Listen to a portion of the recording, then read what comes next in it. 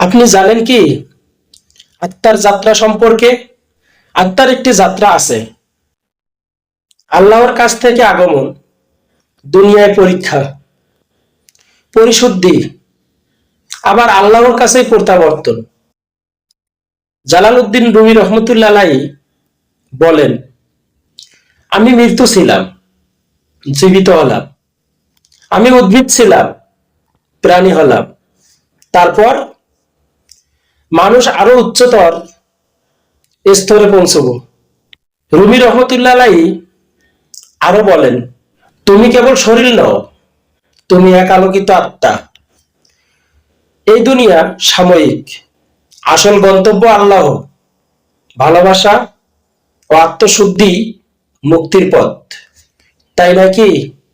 স্বয়ং ভাবুন, আপনার মন্তব্য কি বা আপনার মতামত কি? কমেন্ট করে জানিয়ে দিবেন। আল্লাহ হাফেজ।